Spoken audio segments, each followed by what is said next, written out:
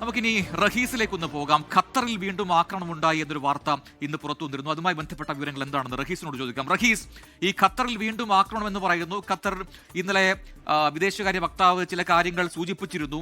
ഇനിയും നോക്കി നിൽക്കാൻ കഴിയില്ല, നമ്മുടെ പരമാധികാരത്തെ കടന്നുകയറ്റം ഉണ്ടായാൽ അതിനെ ആ രീതിയിൽ തന്നെ കാണുമെന്നൊക്കെയാണ് ഖത്തർ നിലപാടെടുത്തത്. പക്ഷേ അങ്ങനെ തിരികെ ആക്രമിക്കേണ്ട ഒരു സ്ഥിതിയില്ല എന്നുകൂടി വ്യക്തമാക്കിയിരുന്നു. പക്ഷെ വീണ്ടും ഖത്തറിൽ ആക്രമണം ഉണ്ടായിട്ടുണ്ടെന്ന റിപ്പോർട്ടുകൾ വന്നിരുന്നു. അതുമായി ബന്ധപ്പെട്ട് നമുക്ക് ലഭിക്കുന്ന വിവരങ്ങൾ എന്താണ് റഹീസ്?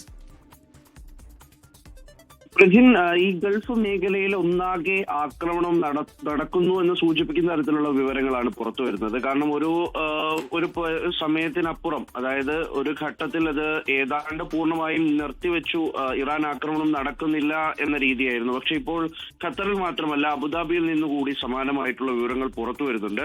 അല്പസമയം മുൻപ് അബുദാബിയിൽ ഉണ്ടായ ഒരു അപകടം, ഈ ആക്രമണത്തിനെ തുടർന്നുണ്ടായ ഒരു അപകടം, അതിന്റെ വിവരങ്ങളൊക്കെയും ഇപ്പോൾ അവിടെ ആഭ്യന്തര മന്ത്രാലയം പുറത്തുവിടുന്നുണ്ട്.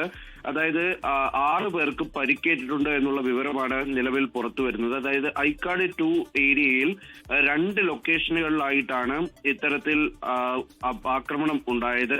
അവിടെ അത് കൃത്യമായി ചെറുക്കാൻ കഴിഞ്ഞിട്ടുണ്ട്. അതിന്റെ ഭാഗമായി ഈ അവശിഷ്ടങ്ങൾ വീണത് കാരണം 6 പേർക്ക് പരിക്കേറ്റിട്ടുണ്ട്. അതൊരു മൈനർ ആൻഡ് മോഡറേറ്റ് ഇഞ്ചുറി എന്നാണ് പറയുന്നത്. അത് ചെറിയ പരിക്കുമുണ്ട്, സ്വാഭാവികമായും കുറച്ചുകൂടി കാര്യമായിട്ടുള്ള പരിക്കുകളുമുണ്ട്. എന്നാൽ ഗുരുതരമായിട്ടുള്ള പരിക്കില്ല. അങ്ങനെ 6 പേർക്ക് പരിക്കേറ്റിട്ടുണ്ടോ എന്നുള്ള വിവരം ഇപ്പോൾ പുറത്തു വരുന്നുണ്ട്. അതിനപ്പുറത്തേക്ക് അത് പാകിസ്ഥാൻ, നേപ്പാളി സ്വദേശികളാണ് എന്നുള്ള വിവരം കൂടി പുറത്തു വരുന്നുണ്ട്. അപ്പോൾ അബുദാബിയിലും ആക്രമണം ഉണ്ടാകുന്നു, അവിടെ 6 പേർക്ക് പരിക്കേൽക്കുന്നു. അതിന് തൊട്ടു മുൻപാണ് ഖത്തറിൽ നിന്നുള്ള വിവരങ്ങളൊക്കെ പുറത്തു വന്നത്. ഖത്തറിൽ ഉണ്ടായ ആക്രമണം അത് കുറച്ച് സമയം നീണ്ടുനിന്ന ആക്രമണമായിരുന്നു. വലിയ ഉഗ്ര ശബ്ദങ്ങളൊക്കെയും കേൾക്കാമായിരുന്നു. ഈ മിസൈലുകളൊക്കെ ഇന്റർസെപ്റ്റ് ചെയ്തു എന്ന് കൃത്യമായി അവകാശപ്പെടുകയും ചെയ്യുന്നുണ്ട്.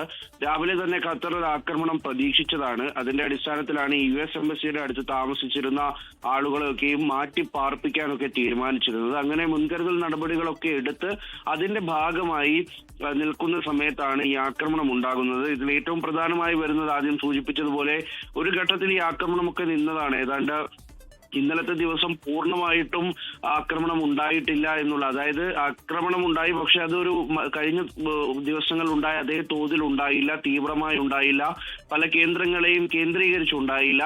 അങ്ങനെയൊക്കെ ആയിരുന്നു. പക്ഷേ ഇന്ന് കുറച്ചുകൂടി ഒരു ഉച്ചയോടുകൂടി ആകുമ്പോൾ ഈ 2 സംഭവങ്ങൾ, അത് തീർച്ചയായിട്ടും കണ്ണു തുറപ്പിക്കുന്നതാണ്.